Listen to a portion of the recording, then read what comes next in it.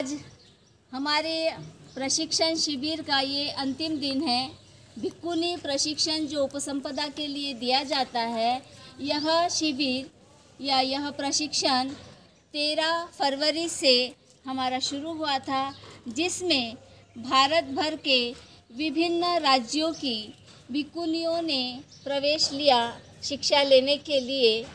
यह भिक्खुनियाँ गुजरात, महाराष्ट्र, हरियाणा और छत्तीसगढ़, यूपी इत्यादि प्रदेशों से आई हुई है और इन्होंने 13 तारीख से लगातार यह प्रशिक्षण अटेंड किया है। कल ही हमारा यह प्रशिक्षण पूर्ण हुआ और सभी भिक्खुनियों ने परीक्षा दी और उस परीक्षा में उन्होंने बहुत अच्छा प्रयत्न किया, क्योंकि बहुत बरसों बाद इस तरह का ये सिस्टम किया जा रहा है। बुद्धा के समय के बाद से काफ़ी वर्षों से यह सिस्टम एक तरह से लुप्त हो गया था, जिसे हम फिर से पुनरुत्थान कर रहे हैं और भिक्खुनियों को ये सिखाने की कोशिश कर रहे हैं कि बुद्धा ने जो संघ बनाया था उसमें भिक्खुनियों को भी प्रवेश दिया था, स्त्रियों को भी ये अधिकार दिया था कि वो संघ में आकर ज्ञान ले सकती है और ज्ञान का प्रचार प्रसार कर सकती है।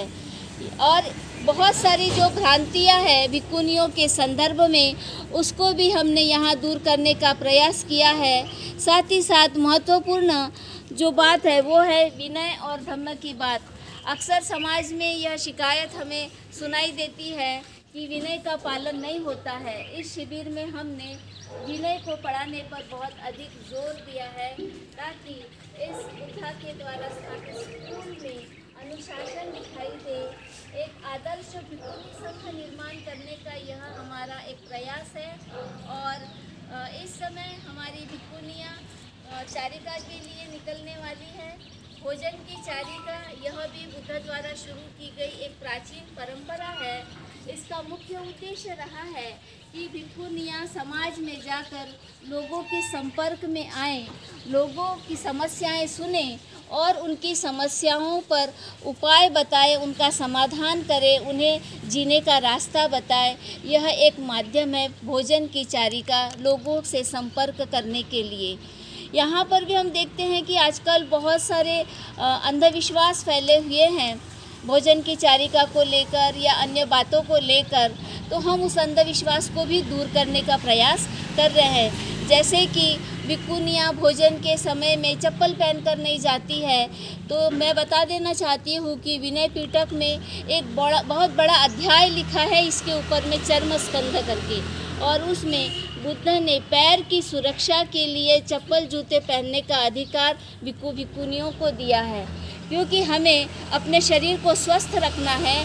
शरीर स्वस्थ रहेगा तो मन स्वस्थ रहेगा और मन स्वस्थ रहेगा तो ज्ञान लेने में सरलता होगी, और जो अच्छे से ज्ञान ले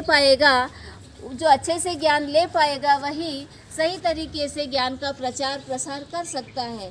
शरीर का कोई भी अंग हमारे लिए नकारा नहीं है, बल्कि वह बहुत ही उपयोगी है, बहुत ही महत्वपूर्ण है। चाहे सिर हो चाहे पैर हो, हमें सबकी सुरक्षा करने का अधिकार है। बहुत मुश्किल से ऐसा हमें यह शरीर मिलता है और इसकी सुरक्षा जब तक हम करेंगे तब तक हम मानवता की भी सुरक्षा कर पाएंगे।